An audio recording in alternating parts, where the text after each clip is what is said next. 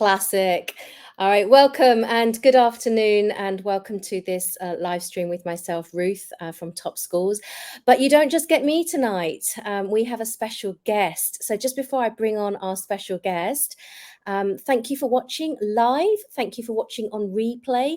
If you have any questions regarding international schools, particularly today, because of our special guest, we're able to take questions on individual learning needs.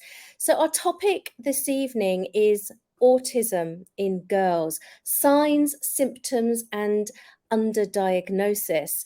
So let's crack on. Thank you for your questions related to schools. I will definitely get on to them, but let's welcome Dr. Andrew Adler, clinical psychologist. Hi, Andrew. Hi, Ruth. It's good to be here again on another Facebook Live. I think it's been several years since It's we've been done a one couple of together. years. But yours is on YouTube. It gets lots of watches. And so we know that people watch on replay. So thank you. Thanks for staying in the office late. It's my Um, pleasure. It's always my pleasure to talk with you and talk with people who have an interest, certainly in their children, especially children who are perhaps different and have special needs of a right. variety of different kinds, and they can thrive and prosper both educationally and socially in And school. we got to know each other, I think, was it professionally first or personally? Because my daughters worked with you. So Mm-hmm. I'm not sure which came first. So why don't you start briefly? Just tell us a little bit about yourself and your I'm practice. glad to. Self-promotion is always good, so be glad to do that. But just so people have an idea who I am, that I am a licensed clinical psychologist in the US. I've been licensed for about 20, it's a long time, about Yeah. 20 some odd years, 22 years. And I received my PhD in clinical psychology from Yale back in the late 90s. And since then, I've worked mostly in the US, in the New York City area, mostly with children. There was a while that I was just working with children ages 0 to 5, which was a wonderful experience. Other times I worked with children in psychiatric hospitals, outpatient clinics. I've also worked quite a bit with adults as well. Here in Hong Kong, I've been here for almost 7 years. So I can say that hopefully we'll become a permanent Fly. resident soon and even Yeah. further integrated into the community. Um, I've had my own practice for about 6 years, and I work with all kinds of clients, Mm, but I specialize in children, both in their assessment and therapy, and work a lot with their parents. And the areas I specialize in, which we'll talk about today, is autism is one of those areas, both yeah. the assessment and treatment. Of course, I work with a lot of students who have ADHD, Mm, students who have problems with anxiety, especially social anxiety, yeah. which something that's been really underdiagnosed. We can talk a little more about that later. Andrew, I know you've been in Hong Kong for 7 years, but I've been in Hong Kong for like nearly 30. So I feel like sometimes I've lost touch. But do you think, I mean, what's different about the families that are coming through your door in Hong Kong as compared with, say, the US or other places that you've worked? Mhm. Of course, in the US, I worked with many families that experience many kinds of stressors. So, from a family perspective, I think Hong Kong, I won't say Hong Kong is unique because I don't know the entire world, but I think Mm, the one thing about Hong Kong is that it the experience here, and even though my children are grown up now and don't live here and have actually and did not grow up here, what I can say is that the environment, the ethos here, if you want to call it, is so hyper competitive. You're yeah. smiling, and you know that, Ruth, and Well, I I think wondered if you you're were going talking to about. say, stressful, but you said hyper competitive. Yeah, people Yeah, are comparing themselves with other people all the time, yeah. all the time in so many different ways. I I mean, mean, we I've could just been, talk about things academically and socially among children. People, yeah. parents, talk with me about how they compare themselves. Whether they think they're doing a terrible job because their child is not at the top of his or her class, Hmm. even though he or she may be doing very well. Yeah, I mean, I've been hanging out a bit in the UK a bit more recently, and I'm definitely sensing it's different there as well. And so the competition, um, but we could talk about so many things. Mhm. We are here to talk about autism in girls. So let's spend maybe 15 to 20 minutes. And then if you have Sure. any questions, I can see some questions coming in. Mhm. Um, thank you for me, I think. If you've got questions for Dr. Adler, if they're not related directly to autism, if they're related to any sort of social anxiety or ADHD or anything that you might want to have a chat with a clinical psychologist about publicly, then type your question and we'll put it to Dr. Adler. um, so autism in girls, you suggested this topic to me. Why? Why now? And why now? Why now? And I'll talk about that actually. Actually, let me begin by talking about that. Um, Two reasons. I think the main reason is that there's been a lot written in the popular press. And these days, of course, we get a lot of our information from the internet. There's been a lot of articles, blog posts, posts in places like Reddit. I don't go to Reddit, but apparently there's a lot on Reddit. I don't Too to much, Reddit. too Yeah. much, I think, from what my clients tell me about autism in women, in adult women in particular, and Okay. stories about women who have suspected that they have met the criteria for autistic spectrum disorder, which is the formal name that we typically use for autism. So it's Yeah. we call it ASD, autistic spectrum disorder Right. for Are short. we allowed to call it autism? Because I feel like we need to say ASD because it's a spectrum, right? That's right. That's right. It is certainly a spectrum, and autism is just the broad name, Right. but certainly it is a spectrum, and it's a complex spectrum at that. Taking a taking a step back just to look at what ASD actually is that again this is based on the diagnostic manual that we use in psychiatry and psychology. That the core part of autism would be significant problems with what we Mm. call social communication. Well, what do we mean by that? Social communication are the skills needed to be able to communicate in social Mm. situations.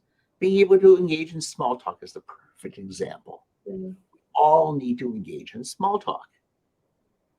People on the autistic spectrum, to varying degrees, because it is a spectrum, have difficulty with that.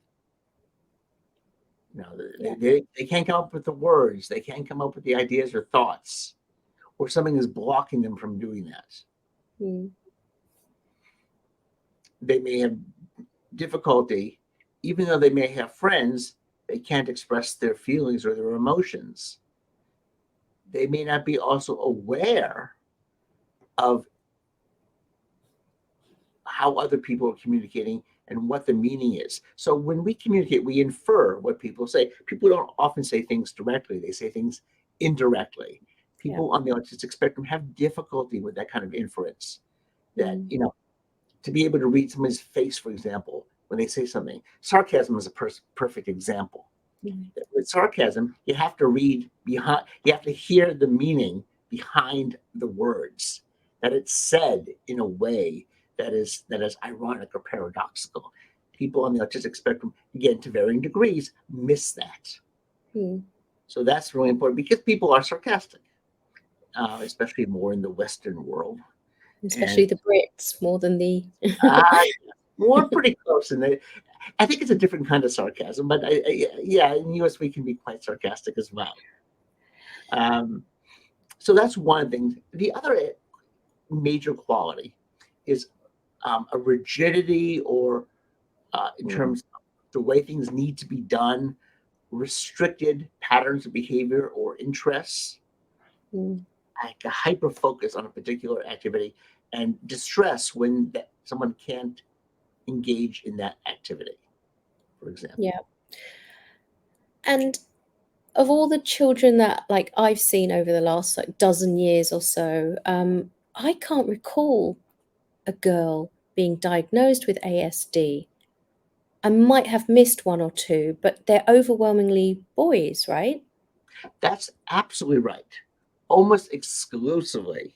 Now, I've, in all of the, since being in Hong Kong, uh, I have diagnosed maybe one child, Mm, one girl, I'm sorry, one mm, girl on the autistic spectrum, and, well over 50 boys. mm. And that's probably a typical ratio. So why is that? Okay. So that is sort of the crux of what is being discussed in various forums on the internet, mainly, and sometimes in the popular press. So there is a belief, and there is some research to support this, that those symptoms that I talked about around social communication and this kind of rigidity or restricted range of interest Mhm. is also present in girls. But the main reason why we don't pick it up is that girls are better at masking or disguising themselves, Yeah. so we don't see those problems. They have a Interesting. lot to do with socialization. Mm, Even though things are changing in terms of how we parent, there are still gender differences in how we typically raise children. Girls are taught to, there's more of an emphasis on the girls being polite. yeah. I don't necessarily agree with all this, but that's how children are still raised, being polite, more respectful, being able to engage more in conversation. So I think Mm, girls are probably given more of the skills, or they have role models or are trained to be more social.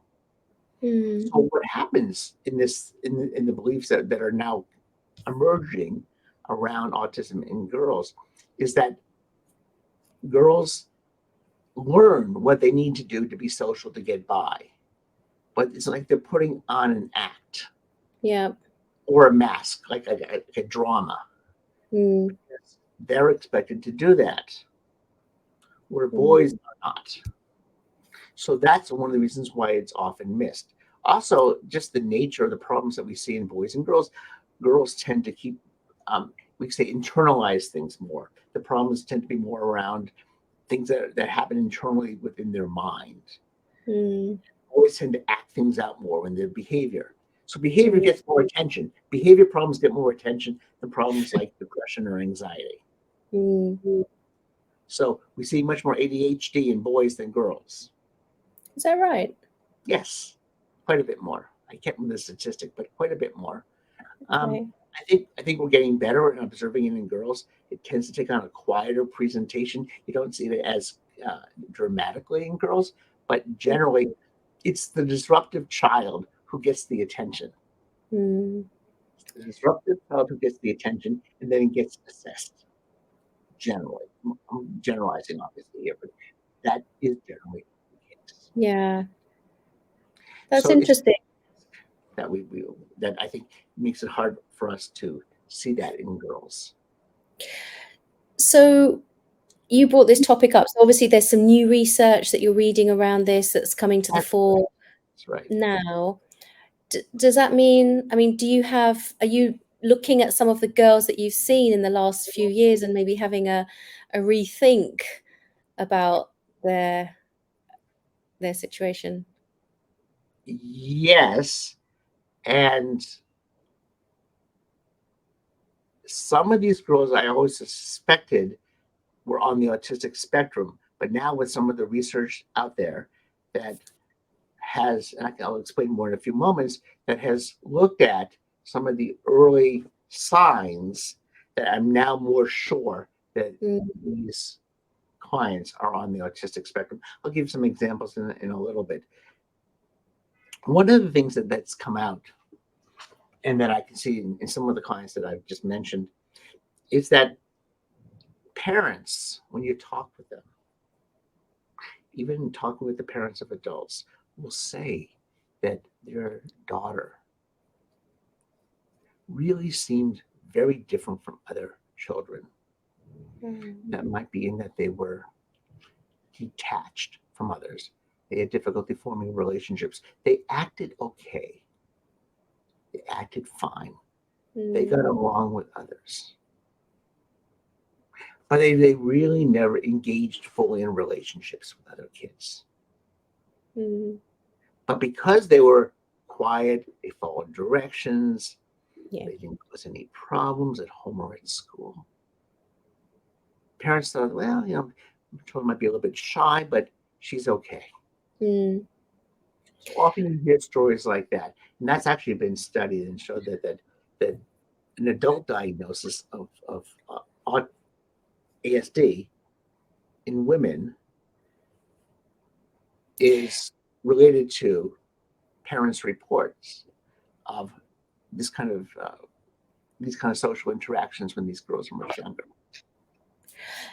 So this might be a good time to go to Sam's question.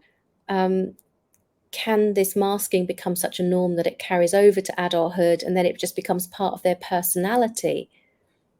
Excellent question. Thank you, Sam. Hi, Sam. Hi, Sam.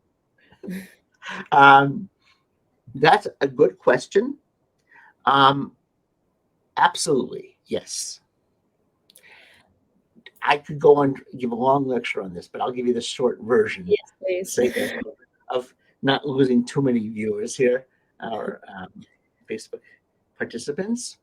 When we talk about these diagnoses, we're talking about descriptions of the way people act, think, and feel.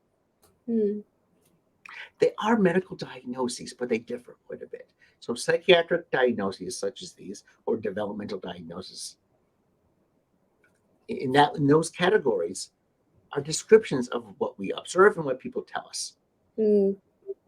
Different from other medical diagnoses where you can locate a part of the body, or you can do it or do let's say a blood test, a CAT scan or whatever, a biopsy. You can identify something.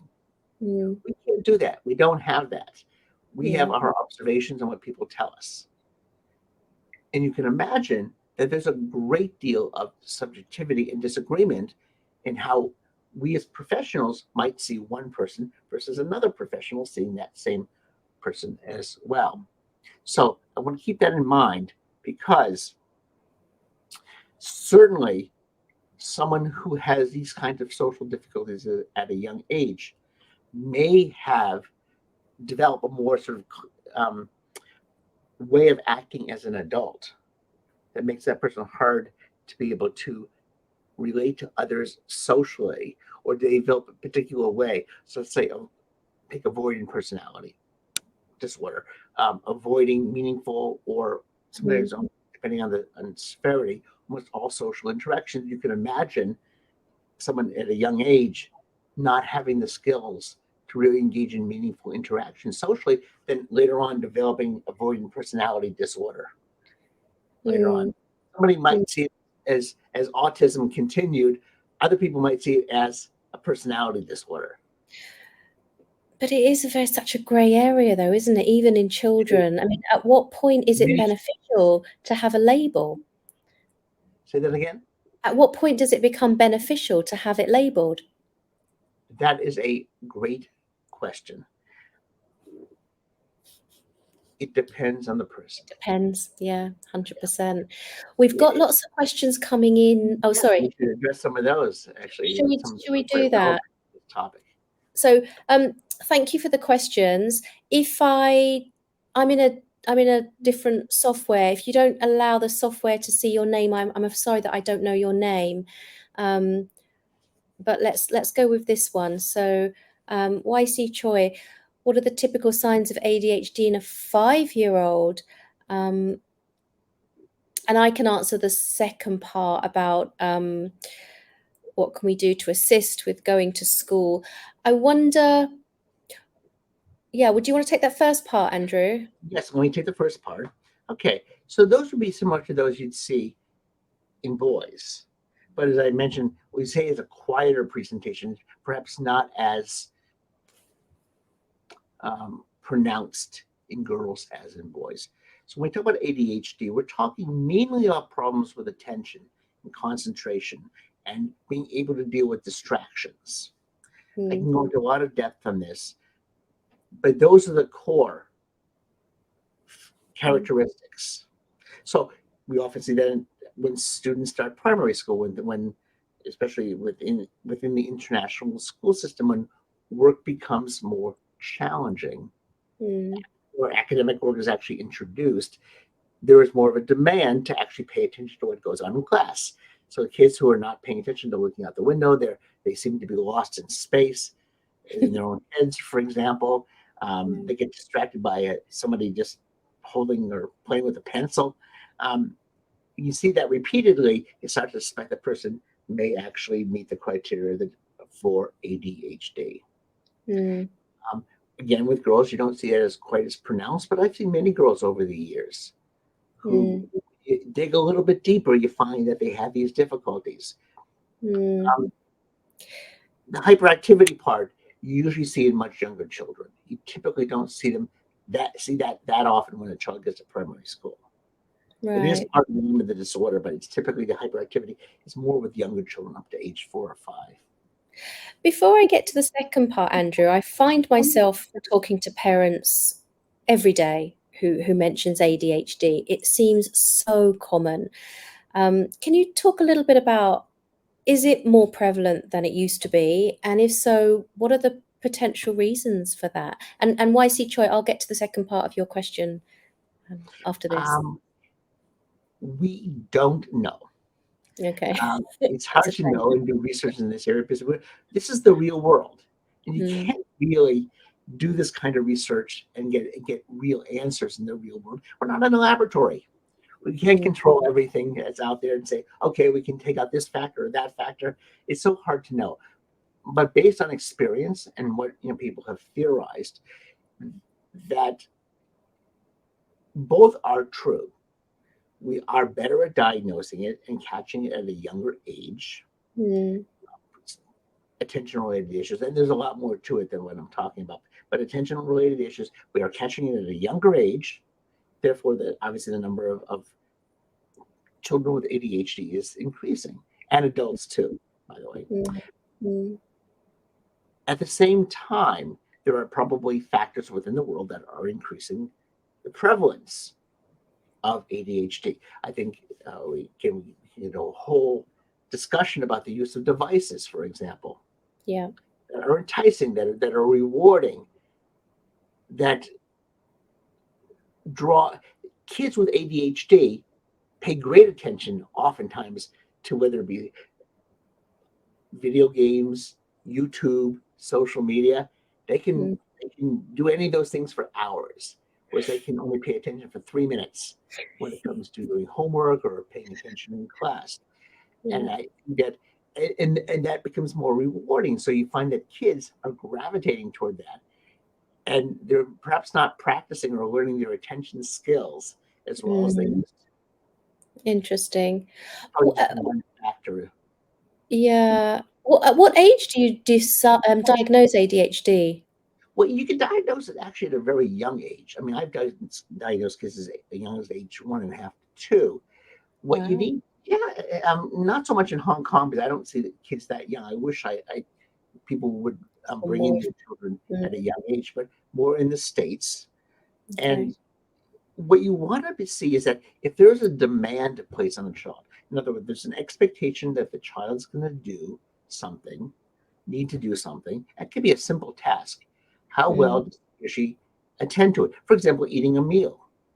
mm, Now, we're not going to expect that a 2-year-old is going to sit at the table for half an hour and eat a meal, but you would expect they would sit there for a few minutes and eat mm, before just losing attention and staring out into space.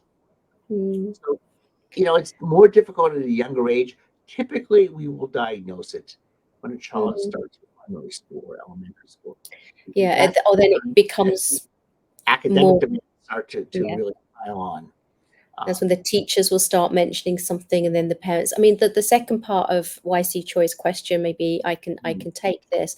I'm assuming that your child is already enrolled in an international school, if they're 5, and maybe you're starting to see that maybe she's struggling a little bit, or maybe the teachers have said something. I mean, most of the international schools, and correct me, Andrew, and we've worked together for a long time, but Mhm. I feel like most of the international schools have some capacity, a decent capacity to accommodate mild ADHD. Mhm. Um, if the child is already enrolled.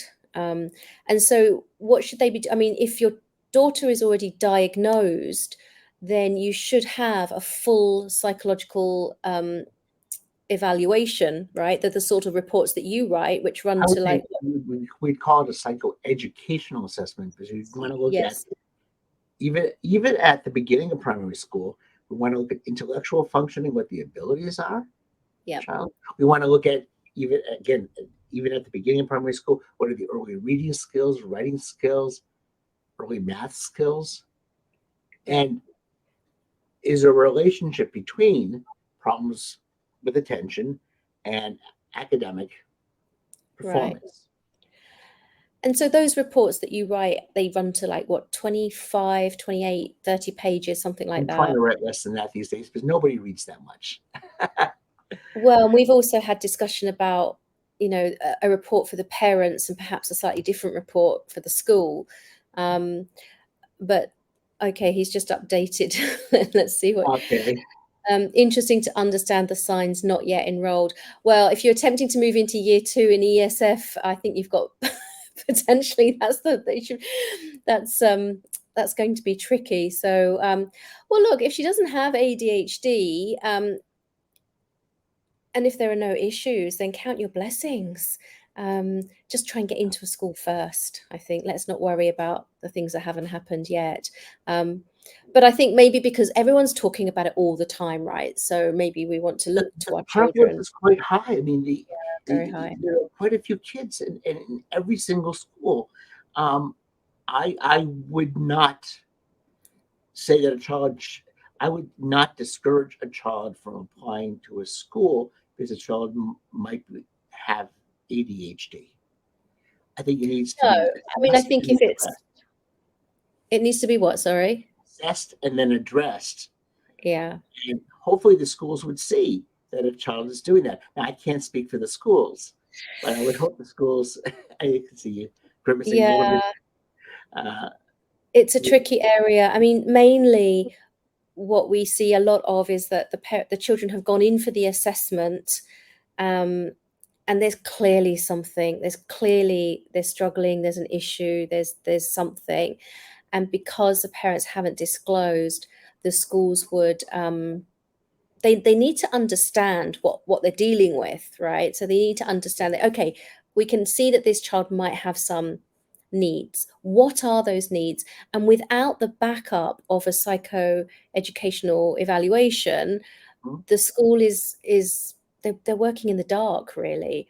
So they rely on experts like yourself to inform as to what the child would need in terms of what extra support the school can provide, right? I absolutely agree with that, Ruth. And um, just to maybe emphasize that point even more strongly, from what I have heard from parents over the years, that if you suspect anything, whether it be ADHD or anything else in terms of one's psychological functioning, social, emotional, behavioral functioning, Mm, please see a professional to have that assessed, even informally and then maybe formally, because schools will pick up on things during the interviews or during even even if they're not even talking with the child, even if the child is taking a test, they'll observe, yeah. and it's better to address whatever there might be beforehand and have It's a better proper to know, right? and then even take some action before you even apply as But well. do you think that there's a risk of, if you have a very, very, like, parents worry all the time about Mhm. things, right? We all worry.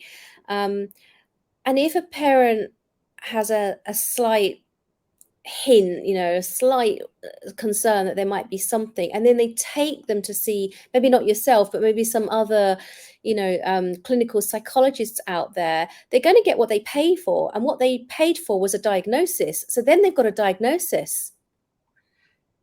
That's right. And then they actually have an obligation to tell the school. That's right. Yeah. So I don't know. Well, It's a tricky one, right? Can I choose your use your professional answer? It carefully. depends. Choose your Choose your professional psychologist carefully. carefully. Choose, yeah. Yeah, that's really important. It's a very difficult issue. I'm It is. positive there's not an easy answer to it. I mean, Mm. I've seen reports where there's been a complete, I mean, children being diagnosed with autism at a very young age, where it's One, really at age 2. We could do it at a one, young age. We have to be so careful. 1.5, 2. Yeah. I mean, just to give you an example, I was still actually working as a psychologist for a pediatric clinic in Shanghai. This was about 9, 10 years ago. Yeah, about 10 years ago. And there was actually a family that came from Hong Kong, and they had moved to Shanghai, and a developmental pediatrician, a pediatrician who specializes in child development, diagnosed this just turned 2-year-old boy with autism. And so he was starting to get what we call occupational therapy to help with his motor skills and sensory related problems at the clinic I work at. And the occupational therapist asked me to come in just to observe this child. I looked at him and saw him interacting, and he was quite defiant, quite oppositional, as you expect a lot of 2-year-olds to be, who are trying to master their way in the world and develop a sense of independence, autonomy from adults, and especially their parents. And he wasn't making eye contact. But it was not because he wasn't interested socially, but because he was very self-directed. Right. He wasn't interested in relating socially. He was interested in doing what he wanted to do. Okay. And this pediatrician saw that as this child doesn't have or is not using his social skills Mm. to interact with others, where it Mm. really was age appropriate. And it Mm. took months and months to convince the Yeah. parents. So it was It's actually a very dangerous. typical 2-year-old. So choose your psychologist carefully, choose your timing carefully, Mhm. and yeah, trust your instincts. That's right. That's right. I mean, one thing is maybe you can sometimes do an informal assessment to see if there really is a need to go any further. And I do Yeah, that all the time with a parents preliminary who assessment. would Okay. observe a child interacting with me and also with his or her parents. Mm. And then we get an idea of whether we should go forward with anything further. There's been no diagnosis given. So at that point, you don't have to report anything to the school. You still do, because they still ask you to tick a box. Has your child ever seen an educational psychologist, an occupational therapist, a speech therapist? It's a tick box. Okay. Okay, so I Yeah, have not seen the application, so yeah, I don't know. I thought it was that, has there ever been an assessment conducted, or has there ever been therapy? So even yeah, just going for one time, a yeah. one-off kind of assessment, that is so tricky, Ruth. And I can't tell parents to be dishonest, but it is a I tricky know, right? situation because you basically what I do is more of a screening, Yeah, but that would be then construed by the schools if you're being honest as you know as a red flag, yeah. and it Let's really there may not be a red flag after I exactly. see the child. Let's get the questions are coming in. So if you do have a question for Dr. Adler, please go ahead and type it, and we'll get to it. Hmm. Sorry, we can't see your name, but I'll be able to see that over on Facebook. 4.5, possible selective mutism. She doesn't want to speak to strangers. Mhm. Yeah, this is common as well, right? That is quite common, and is not is something that I think parents feel very guilty about, feel very ashamed about, and sometimes we don't see kids so they're a little bit older, and the problem has existed for several years. You would not want to speak to strangers and so.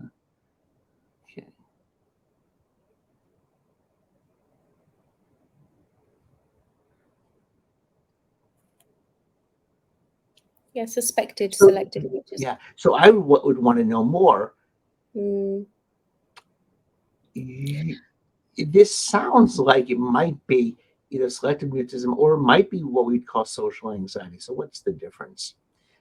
Selective mutism would be not speaking at all or almost not at all in certain situations, in certain environments, very specific environments, usually at school, Mm.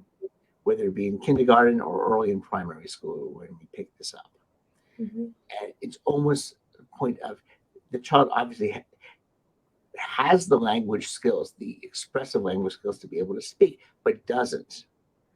Usually, I mean, from what we understand, that selective mutism is a form of anxiety, Mm. and it's a fairly pronounced form, and it's a discomfort of speaking in certain situations.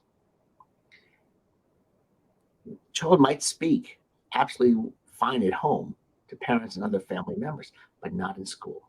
Mm. It could be in other situations, but it's usually in school. I would want to know more for this particular child. But this Is it parent said when the they're out, when they're out at restaurants and with wages, relatives, for example? Would it but they're also be other people strangers. too? Mm. They go into a shop, for example, and somebody says, "Oh, hi." Mm. Child turn away or just stay silent or say hello. I'd want to know about other situations as well, because it sounds like it may be possibly more around the fear when an unknown person, a previously unknown person, is interacting with that child, Mm. not so much the environment itself. So how can she help her to overcome this? She's going to interview this year and she's worried. Okay. So, one of the things I might do, and again, this is somewhat generic advice because I don't know this particular child, so Yeah, of just course. caveat there, is to go to places like playgrounds, which are wonderful places to meet other kids around who are still in kindergarten, and to gently encourage your child, your daughter, to go up to other kids and start talking with them. And the way you can do that actually is by modeling that yourself. Now, it might seem a little odd if you go up and start talking to a stranger. Mm. Um, you have to pick your times to do that. That you're not going to get in trouble with that child's parent. Um, Mm. but certainly, you can encourage your daughter to do that. And even if she makes even the slightest effort, even the slightest effort to go up to another child, the writer here just mentioned speaking, Mm. but I would say even interacting, but even trying to speak, I would Mm. praise your daughter for making that attempt. Mm. You want to praise whatever a child does in doing something that is approximating where we want that child to get to. Right. This is hard work. This is what Yeah. we do as therapists oftentimes. And when I work with parents to teach them to do that with their kids and support them in doing that, is to be able to praise, to reward. Praise, verbal praise is the kind of reward. Or it could be also physical. It could be patting on the shoulder. Mm. It could be a kiss. It could be a hug to Mm. show we are proud of what our child's doing. And that is experienced by most kids as something very powerful as a reward. The more you Mm. do that in these situations, like in playgrounds, um, in other situations, there might be kids around her age and family gatherings, for example, where Mm. your daughter might not know the relatives so well. And maybe with people of other ages too, since obviously the interview is going to be with an adult. Um, Mhm. at least part of it would be, I guess. It could not just be with children, but could be in situations with other adults and family gatherings, gatherings with family friends, to be able to encourage your child to do that. It's actually Mhm. easier with adults because you can actually start a conversation with adults yourself as a parent, and then encourage your child to join in as they experience, and then Maybe praise. maybe I can add a bit on the end, because your daughter is going for interviews this year and you're worried about it. Um, I mean, presumably she's already going to kindergarten, so speak with the kindergarten teacher. If she is verbal and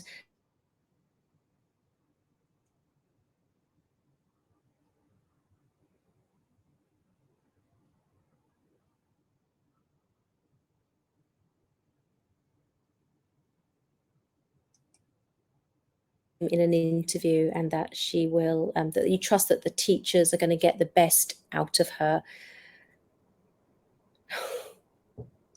Am I back? You're back now.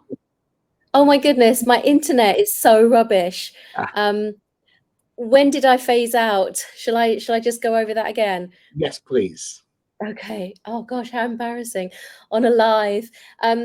I was just saying that if your daughter is happy in her kindergarten, and ask her kindergarten teacher about this, if she's happy to engage with her classmates and her teachers in school, then you're going to want to hopefully trust the process. And I know she's going to go to an unfamiliar school and meet unfamiliar teachers, but trust that they have done this a million times and they've met children like your daughter a million times, and that hopefully they can get the best out of her. I think that's really, she must be in K3 already, is she? Must be going to year 2. I hope that helps. We've got a couple of more questions. Let me see. Right, let me hide that one. Dum-de-dum-de-dum. Here we go. My elder son was diagnosed with Asperger's at the age of 6, and a younger son getting recommendations I should have him assessed as well. Not sure if at 4 the assessment will be accurate. Yes. If it's obviously, if the assessment is done well, it would be accurate. Okay. I'll tell you why. Expression is not just verbal, it's not just for spoken words, but it's also nonverbal as well. So the kind of ways in which we communicate with our facial expressions, our emotions, the attention we give to other people, that doesn't have to involve spoken language. So again, when we're talking about social communication, I should also mention that it's nonverbal as well. So for example, if I throw a ball to say a 4-year-old, if I throw a ball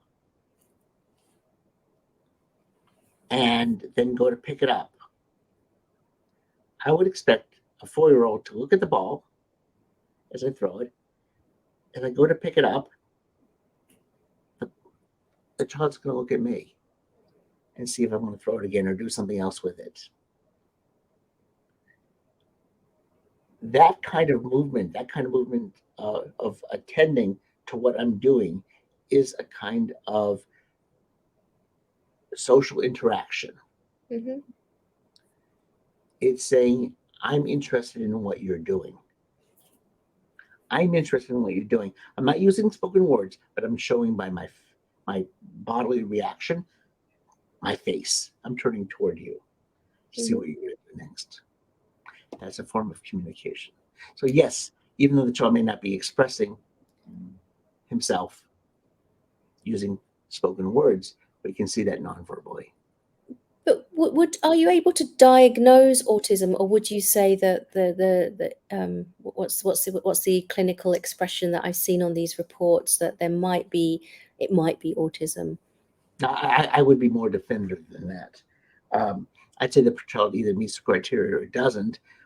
The child might show characteristics. I would Yes, say that, that's it. but I Yes. wouldn't be wishy-washy about it, to be quite honest. I've seen too many reports of people who are wishy-washy. It doesn't help anybody. You meet the criteria or you don't. It's somewhat, again, everything's on a spectrum in this world. Yeah, Everything's of course.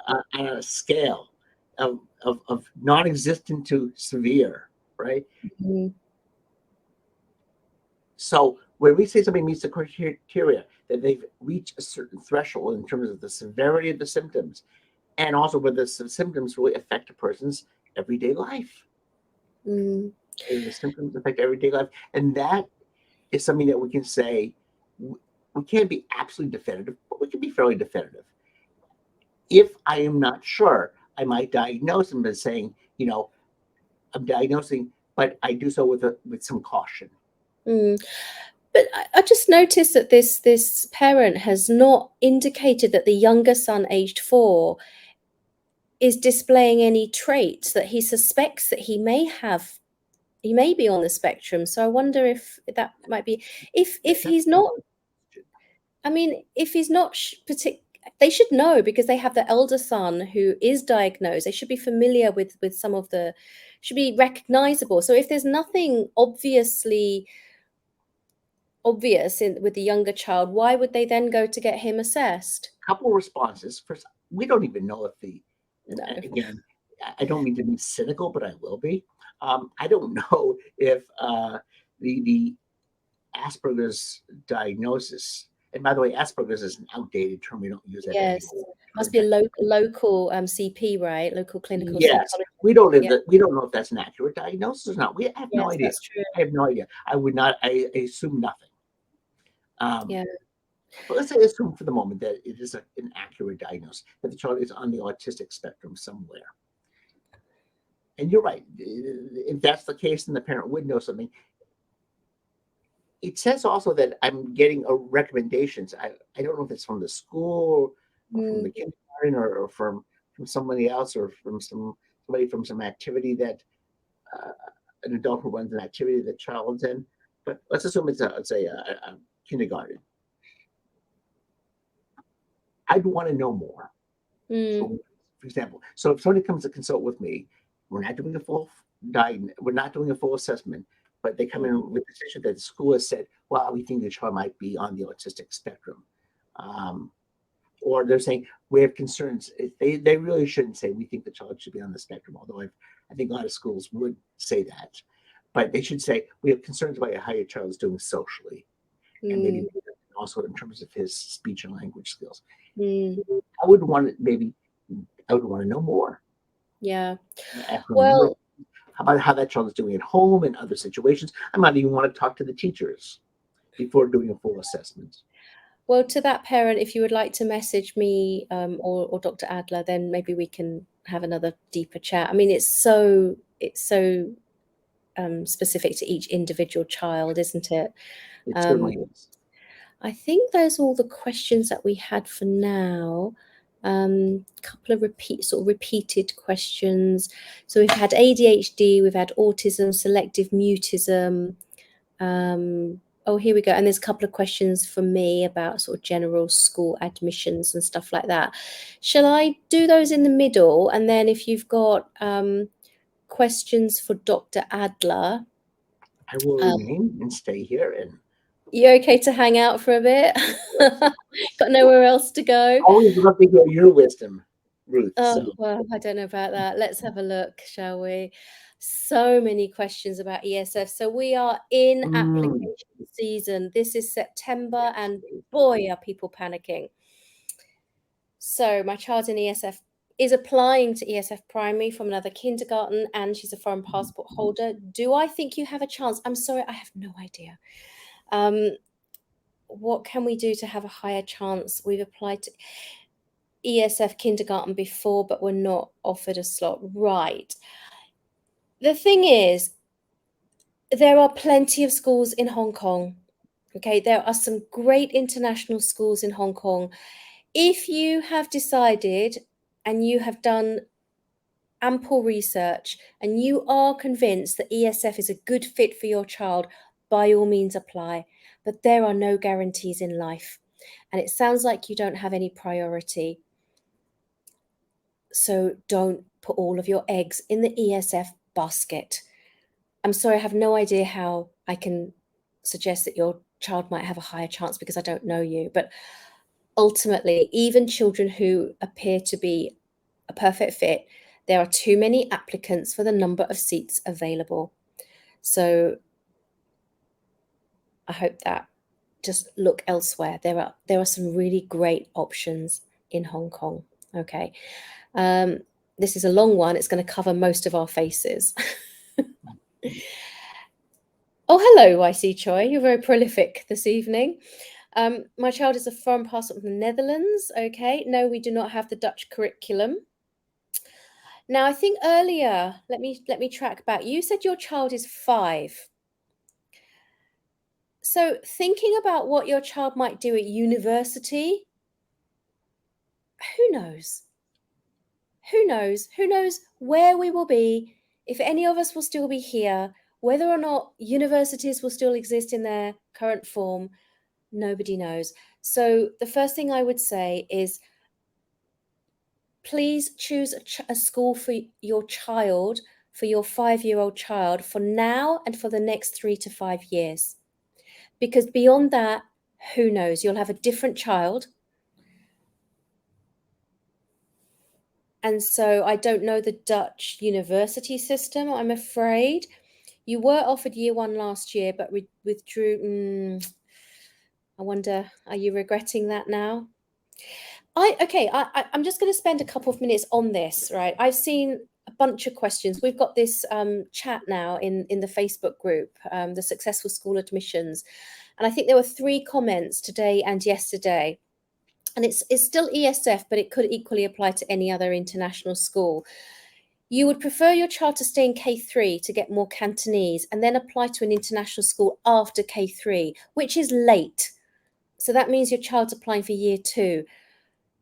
This is going to reduce your chances significantly. And what then is the benefit of an extra year in a Cantonese kindergarten? How much will that really impact your child's education and life going forward? I don't know. But if you have a Cantonese household, does your child need to be in a Cantonese kindergarten? From the perspective of strategic admissions and successful school admissions, we recommend that you apply to the school when there are the most number of places available. In ESF, that's K1 and year 1. So applying for year 2, make sure that you apply to other schools as well. Yes. Okay, those were the cool. Any other questions for me or for Dr. Adler? Did we cover our topic appropriately? We talked about autism in girls, signs, symptoms, and underdiagnosis. So if there are parents out there with daughters and they might be thinking that there might be some signs or symptoms, what should they do next? Well, I think come to a psychologist like myself or a developmental pediatrician. Of course, you have to vet everybody first, as you said earlier, Ruth. And before launching into a full assessment, if you're not sure, or it's not being required or highly recommended by a kindergarten or a primary school or even secondary school, then come in for a consultation to get an idea whether it makes sense to proceed to a full assessment. Yeah. And that's an advice I'd give for any kind of concerns. Obviously, going well beyond possible autistic spectrum disorder. Yeah. What are the other sort of common diagnoses that you're giving out? I would say social anxiety is a huge one. Anxiety more generally, but social anxiety in particular. Depression is something that is really difficult to diagnose in children, but is quite prevalent. Children don't have the cognitive or language skills to be able to express things the way we do as adults. They often express things through behavior or withdrawing from other people. How we interpret that is so important.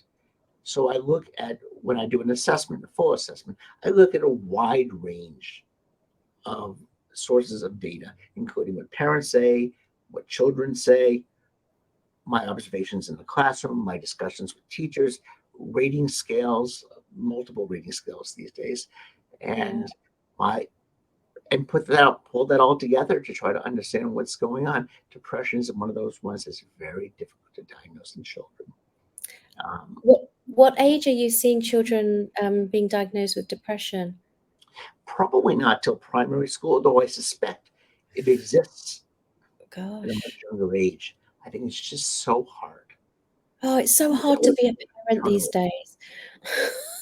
So hard to to. So hard to be a parent. I mean, so hard Oh, to it's be very difficult. a But the child. imperfect parent is a great parent. We know that imperfect role models are the best role models. There is research on that. You don't have to be a perfect parent. You need to be Yeah, imperfect. You need to acknowledge your embrace imperfections. your imperfections, right? Exactly. We And are all acknowledge perfectly imperfect. I think Lady Gaga had a song along those lines. you more contemporary than I am. Slightly, just slightly. Um, I mean, yeah, it's a minefield, isn't it? One more question from our star participant this evening. I'll find a prize for you. YC Choi. Okay. That Practical would depend. question.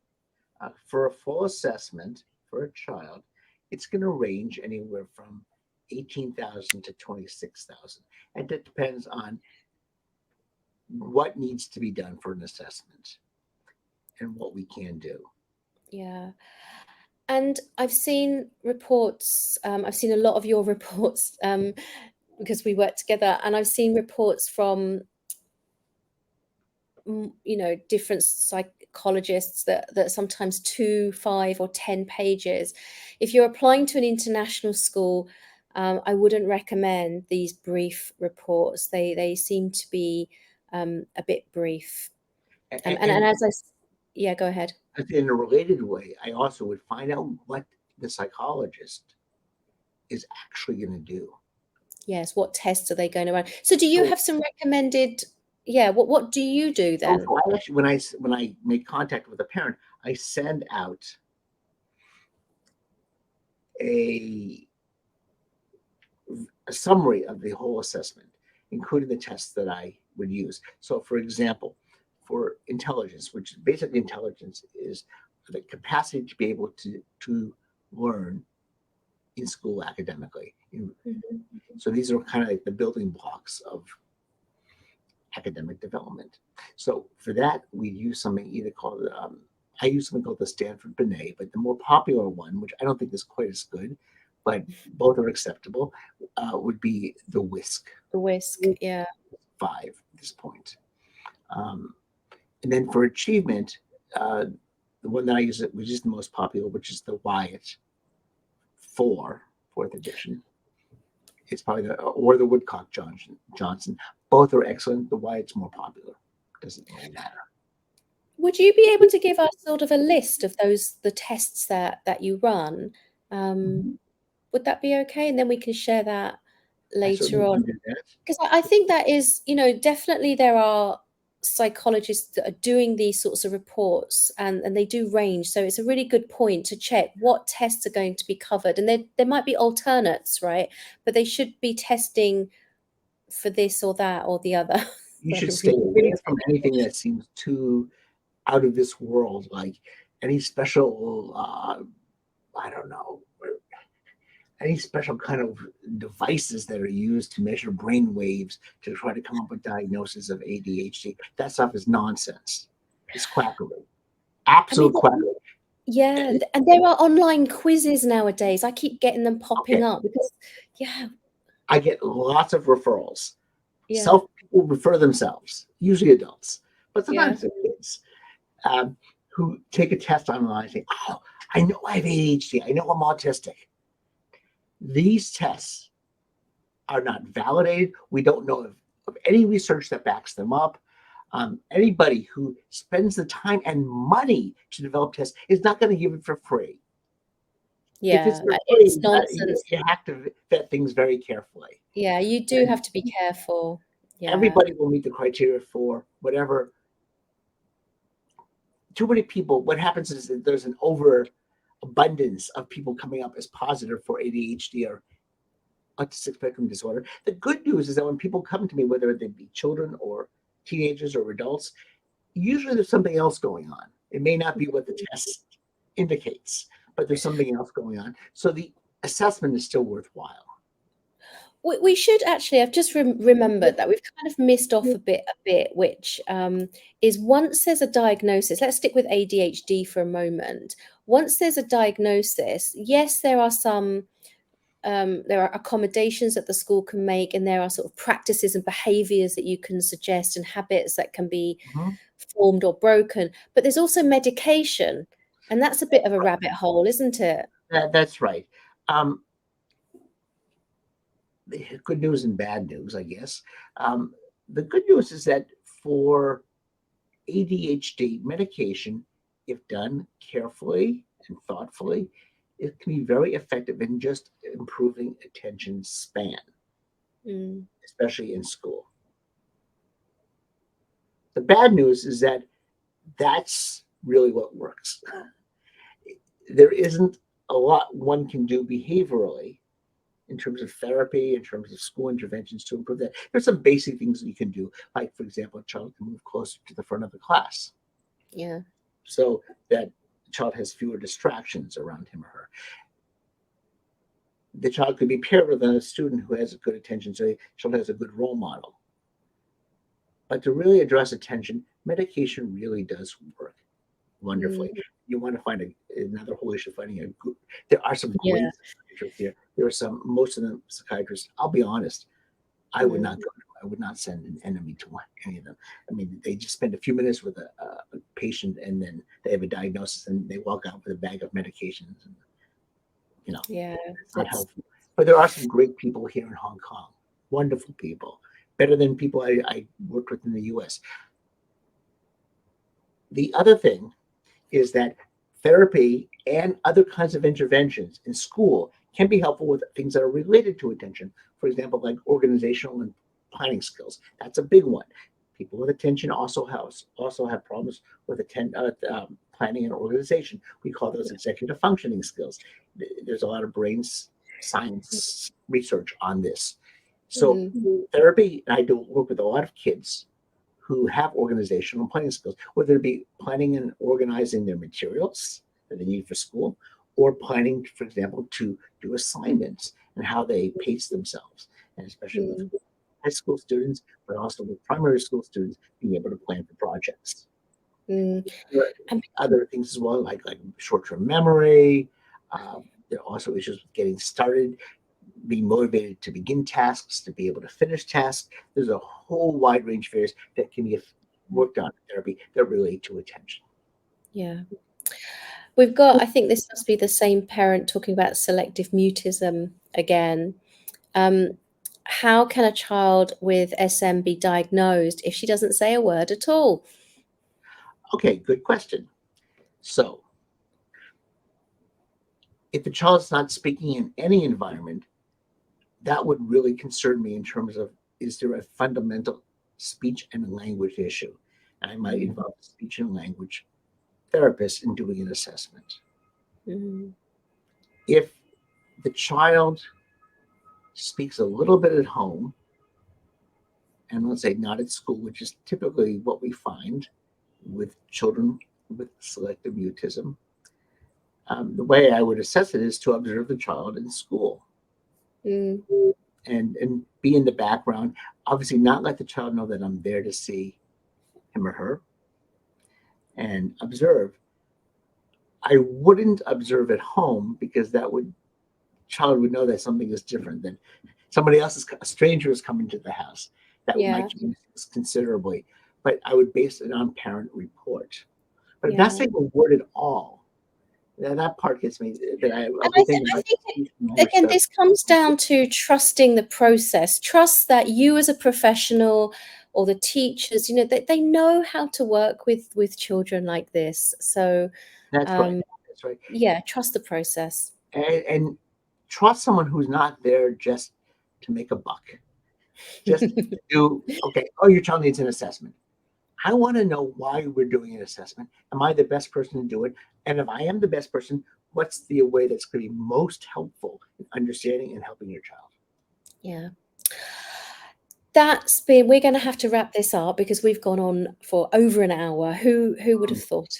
I usually do these for about 30 minutes. So thank you so much, Andrew. It's been great. This will be, if you are watching this on replay, will be up on YouTube and it will live on Facebook. And we'll put your contact details in the comments below as well.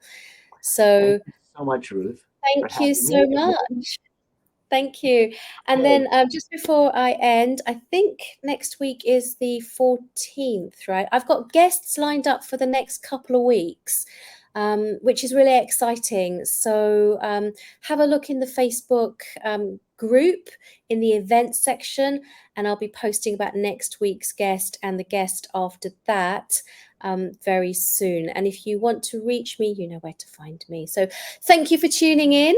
I've been Ruth. My guest, Dr. Andrew Adler, Thank you, clinical everyone. Thank you, psychologist. Ruth. And I can say over and out, good night, and thank you. Good night, everyone. Bye.